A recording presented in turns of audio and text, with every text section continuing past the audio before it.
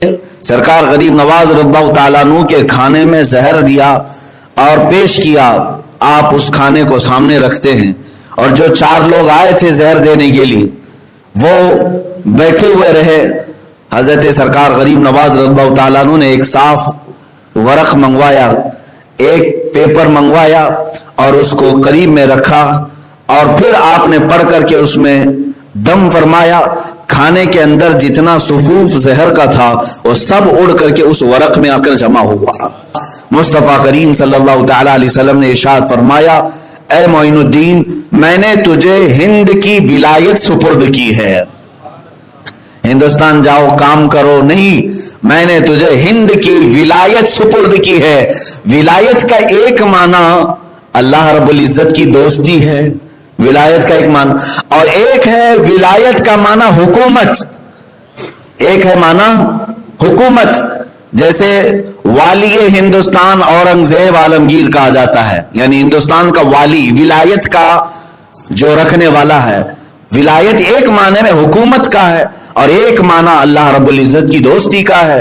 تو حضور اکرم صلی اللہ تعالی علیہ وسلم کی طرف سے جب یہ اعلان ہوا کہ اے معین الدین، میں نے تجھے ہند کی ولایت عطا کی، تو بزرگوں نے فرمایا اس میں دونوں معنی آ گئے، اللہ رب العزت کی ولایت بھی اور پورے ہندوستان کی حکومت و ولایت بھی آپ کو عطا کی گئی۔ اور جو رسول پاک کی زبان سے نکلا وہ ولایت چند سال کے لیے نہیں ہوتی، اسی لیے ہم دیکھ رہے ہیں 800 سال گزر گئے، اب بھی وہ ولایت باقی ہے، آج بھی وہ ولایت باقی ہے۔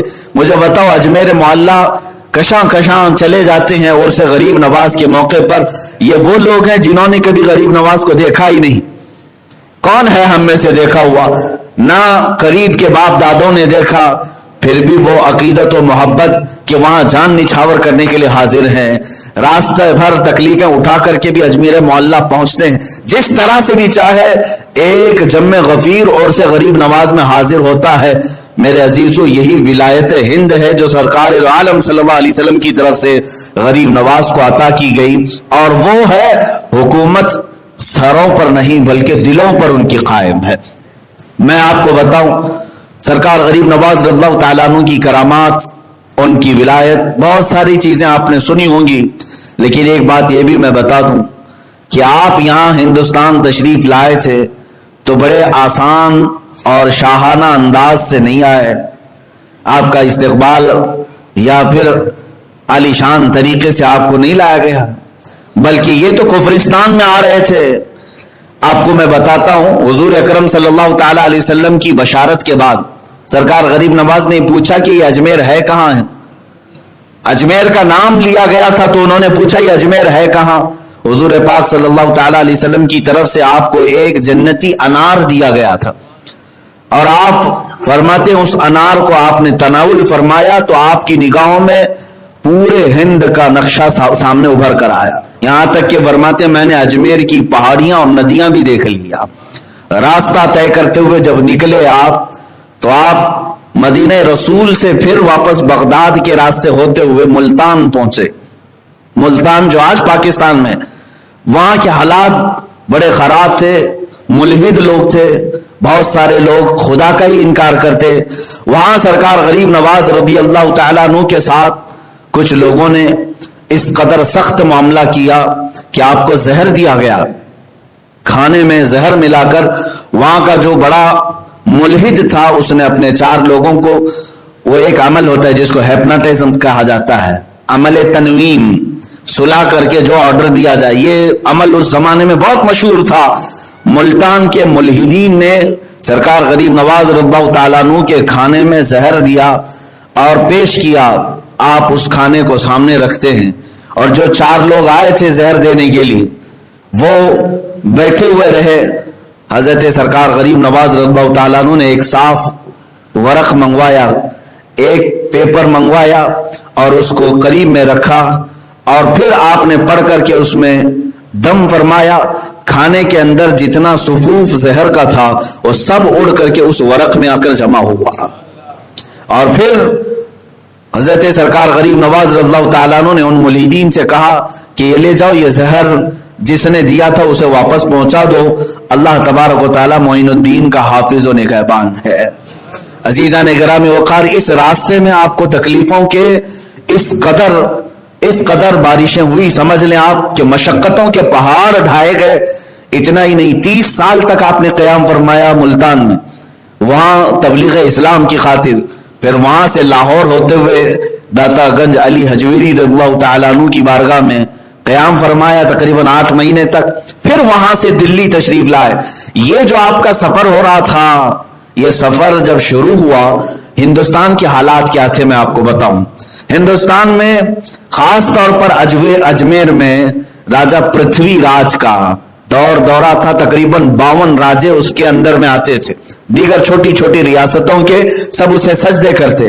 ان کے ہاں سخت ترین فوج تھی جو ہر ایک کو شکست دے دیتی۔ راجہ پرتھوی راج نے شہاب الدین غوری کی 12,000 لشکر کو شکست دیا تھا، اسے بڑا غرور تھا، تکبر تھا۔ اور یہ زمانہ ہند میں ایسا تھا کہ یہاں کے حالات فارسی کی کتابوں میں لکھے گئے ہیں کہ اس زمانے میں ایسے حالات تھے کہ لوگ گوبر کی پوجا، پیشاب کی پوجا، شرمگاہوں کی پوجا، ان تمام چیزوں میں تو ملوث تھے، اور آج بھی تقریباً کچھ لوگ ان کاموں میں ملوث ہیں۔ اس وقت لوگوں کو بدعقیدہ کر کے ایسا بہکا کر کے رکھا گیا تھا کہ وہ صرف اور صرف چند لوگوں کے پیروکار تھے، یہاں تک کہ شودر اگر کسی برہمن کے سامنے سے گزر جاتا تو اسے آگ سے داغ دیا جاتا، کانوں میں گرم تیل ڈال دیا جاتا، ظلم و ستم بھی تھا یہاں پر۔ اب اس زمانے میں سرکار معین الدین غریب نواز رضی اللہ تعالیٰ عنہ ہند تشریف لا رہے ہیں۔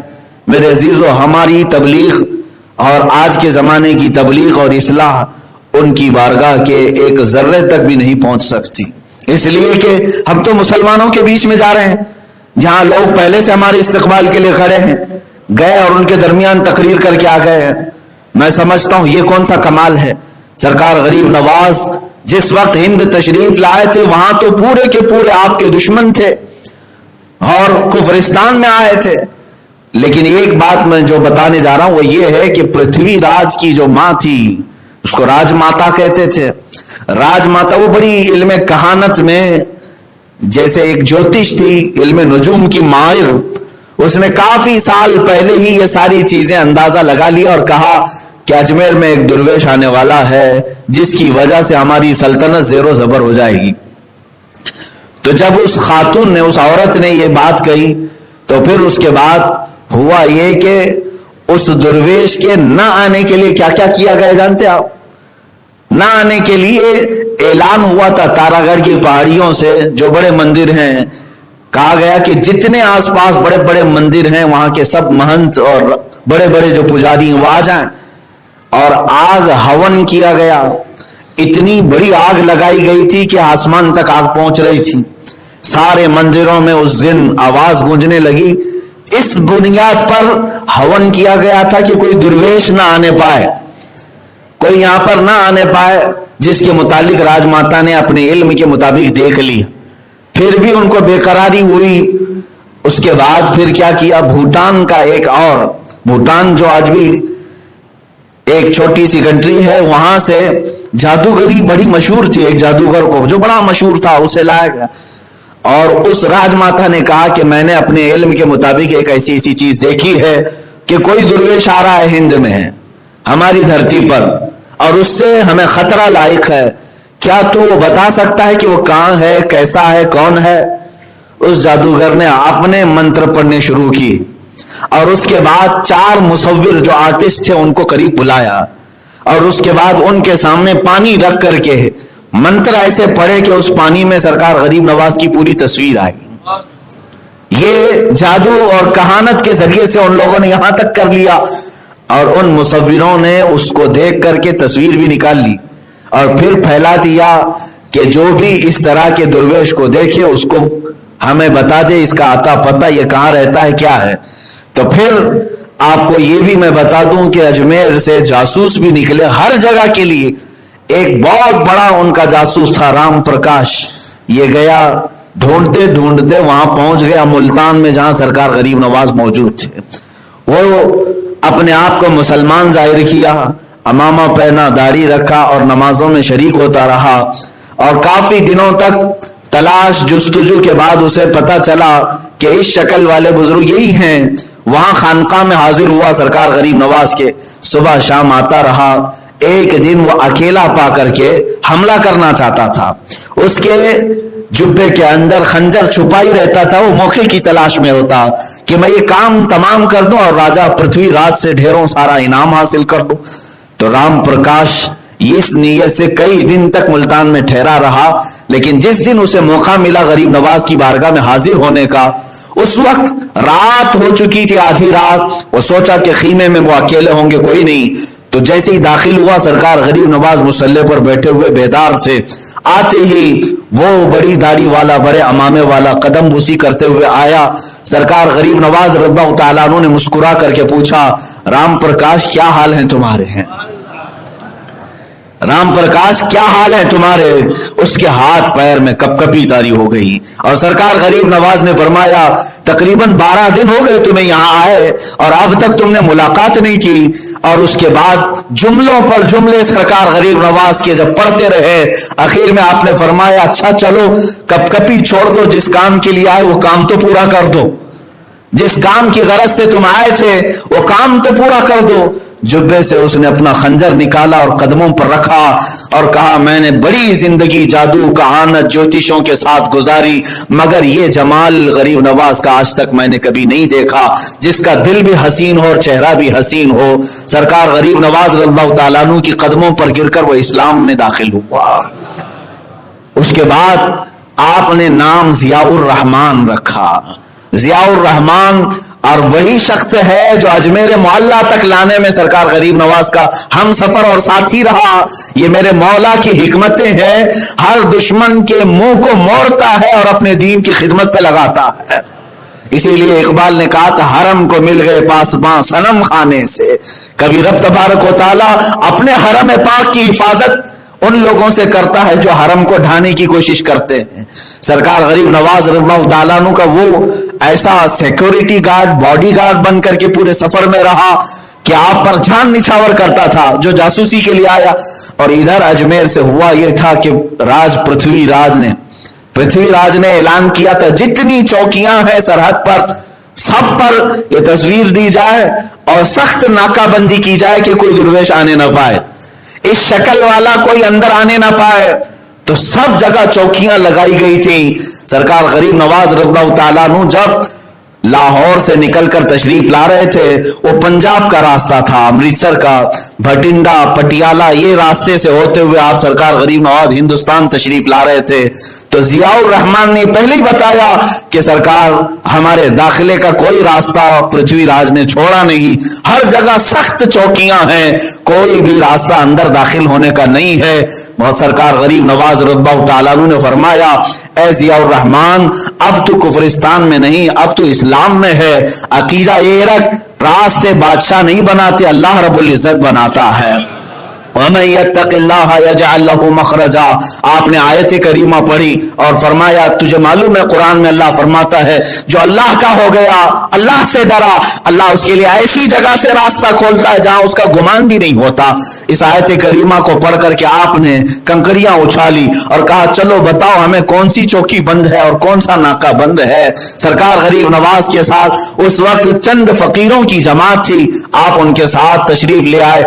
جس چوکی سے گزرتے تھے, ضیاء الرحمن کہتا ہے میں کانپتا تھا, لوگ یہاں پر قتل کے در پہ تھے, لیکن حضور سرکار غریب نواز وہاں سے گزرتے جا رہے ہیں, نہ ایک فوجی دیکھتا ہے, نہ ایک سپاہی پوچھتا ہے, کوئی قریب آتا نہیں ہے. سرکار غریب نواز ان چوکیوں کے درمیان سے ہی اندر ہندوستان تشریف لائے.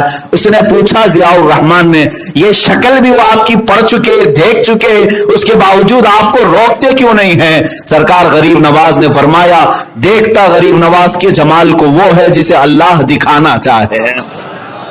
اللہ جسے دکھانا چاہے وہ معین الدین کو دیکھے, اور اللہ جس کی آنکھوں کو بند کر دے اسے کوئی معین الدین نظر نہیں آتا. ہندوستان تشریف لائے. مجھے یہ باتیں کرنے میں اس لیے مزہ آتا ہے میرے عزیزوں, لوگ ہزار رکاوٹیں ڈالیں, اسلام کسی ایسے درخت کا نام نہیں ہے جو مرجھا جائے. یہ وہ عظیم طاقتور درخت ہے جو مضبوط زمین کے سینے کو پھاڑ کر کے بھی اوپر نکل آتا ہے. یا اس قوت والے پانی کا نام ہے ہے جس پانی کا راستہ کوئی پتھر اور چٹان بھی نہیں روک سکتی، اسلام تیری نبض میں، بلکہ شاعر نے جو کہا اسلام کی فطرت میں قدرت نے وہ لچک دی ہے، جتنا ہی دباؤ گے اتنا ہی وہ ابھرے گا۔ سرکار غریب نواز رضی اللہ تعالیٰ عنہ تشریف لائے اور دلی آئے۔ دلی پہنچتے ہی کوہرام مچ گیا، سب جگہ ہلچل ہو گئی کہ وہ درویش آ گیا جس کی لوگوں کو تلاش تھی، لیکن ہمت کسی کی نہیں ہوئی۔ سرکار غریب نواز رضی اللہ تعالیٰ عنہ جب تشریف لائے تو جو غربا اور مساکین تھے وہ سب ٹوٹے ہوئے آ جاتے تھے، اس لیے کہ جملوں میں بلا کی تاثیر تھی۔ آپ جس کے لیے دعا فرماتے اسی دن وہ سرسبز و شاداب ہو جاتا، سیراب ہو جاتا۔ دلی میں ایک بہت بڑی خبر پھیلی، سرکار غریب نواز رضی اللہ تعالیٰ عنہ کی مؤثر دعائیں، آپ کے کمالات، آپ کے کرامات، بھیڑ لگتی گئی، چوکیاں دیکھتی رہ گئیں اور بہت سارے سپاہی پکڑنے کی کوشش کرتے رہے لیکن ہو نہیں سکا، یہاں تک کہ میرے عزیزو اب حالات ایسے بھی آئے کہ سرکار غریب نواز رضی اللہ تعالیٰ عنہ نے فرمایا کہ اب ہمیں اجمیر کا سفر کرنا ہے۔ پرتھوی راج کو خبر دے دی گئی کہ وہ دلی پہنچ گیا ہے اور اجمیر بھی آنے والا ہے۔ کہا کیسے آیا؟ کہا انہی چوکیوں کے بیچ میں سے آیا، وہیں سے آیا، کوئی نہیں دیکھ پایا۔ تو جتنی اس راستے پر چوکیاں تھی، جتنے فوجی تھے، سب کا اس نے قتل کروایا، سب کو مار ڈالا، قتل کروایا، اور اجمیر کی دھرتی کے آس پاس اور سخت پہرے لگائے۔ اس کی ماں نے بلایا اور کہا میں علم کہانت میں دیکھ چکی، اب اس درویش کا راستہ روکنا بیکار ہے، چھوڑ دے اور اس کے ساتھ زور زبردستی نہ کر، ورنہ ذلت و رسوائی ہوگی اور بڑی بری موت مارے جائیں گے۔ ماں نے کہا بیٹے کو، جو پرتھوی راج کی ماں تھی، سمجھایا، لیکن وہ غصے میں لال پیلا تھا۔ اس نے کہا میں طاقت استعمال اگرچہ نہیں کروں گا، لیکن وہ درویش جو باطنی طاقت لے کر کے آیا اسی طرح کی طاقت میں بھی اس کے لیے استعمال کروں گا۔ سرکار غریب نواز رضی اللہ تعالیٰ عنہ دیکھتے دیکھتے اجمیر معلیٰ بھی پہنچ گئے، اجمیر بھی آئے۔ یہ بات میں اسی لیے عرض کر رہا ہوں میرے عزیزوں کہ گھومتے پھرتے بھٹکتے کوئی اس طرح سے نہیں پہنچ گیا، بلکہ غریب نواز کے آنے کی اطلاع ہند کے کفر کو خبر تھی اور یہاں کوہرام مچا ہوا تھا، آلریڈی پہرے لگے ہوئے تھے، روکنے کے لیے سارے انتظامات تھے۔ ان تمام تر دروازوں کو پھلانتے ہوئے شہنشاہ ہند اجمیر کی دھرتی پر تشریف لایا ہے، اور اس کے بعد سرکار غریب نواز رضی اللہ تعالیٰ عنہ کے آنے کے بعد جو آپ کے اوپر سختیاں ہوئی وہ ایک دو نہیں، بہت ساری آپ کو آتے ہی لوگوں نے گھیرنا شروع کیا، لیکن کئی لوگ، یہاں تک کہ تاریخ میں بتایا دلی سے اجمیر جانے تک راستے میں، دلی سے اجمیر جانے تک راستے میں 7,000 لوگ اسلام میں آ چکے تھے۔ وہ جس راستے سے گزر جائیں شمع اسلام کو روشن کرتے چلے جائیں، وہ خوشبو پھیلاتے ہوئے چلے جائیں۔ جب آپ اجمیر معلیٰ میں آئے تو آپ جہاں بیٹھے وہاں سے اٹھایا گیا یہ کہہ کر کے کہ راجا کے اونٹ بیٹھتے ہیں یہاں پر، اٹھ جاؤ۔ سرکار غریب نواز رضی اللہ تعالیٰ عنہ نے یہ فرمایا کہ ٹھیک ہے تمہارے بادشاہ کے راجا کے اونٹ ہی بیٹھے رہے ہیں، ہم اٹھ جاتے ہیں۔ وہ اونٹوں کو بٹھایا گیا، اس کے بعد وہ اونٹ اٹھتے ہی نہیں تھے، دن گزر گیا، رات گزر گئی، اٹھتے نہیں تھے، مار مار کر کے کھینچا گیا، اٹھتے نہیں تھے، اس لیے کہ غریب نواز کی زبان سے یہ نکلا تھا کہ اونٹ ہی بیٹھے رہے ہیں۔ گفت ہے او گفت ہے خدا بوت، فارسی میں کہا گیا اللہ کے ولی کا جو قول ہوتا ہے وہ در حقیقت رب ذوالجلال کا کلمہ ہوتا ہے، اللہ تعالیٰ کی طرف سے ہوتا ہے۔ تو اس کے بعد پھر آپ کی بارگاہ میں آ کر لوگوں نے معافی تلافی کی، لوگوں کو خبر ہو گئی کہ اس درویش کی طاقت معمولی نہیں ہے، اور اونٹوں کو آپ نے اٹھنے کا حکم دیا تو دوبارہ اٹھائے گئے۔ پرتھوی راج نے کہا کہ میں طاقت کا استعمال نہیں کروں گا، جو یہ اپنی باطنی قوت کا استعمال کرتا وہی میں کرتا ہوں۔ تو وہاں پر موجود جو سب سے بڑا جادوگر تھا ان کا اجے پال جوگی، اسے بلایا گیا، بڑے انعامات اکرامات ساری چیزوں کا اعلان، اور اس کے ساتھ ایک بڑی فوج آئی۔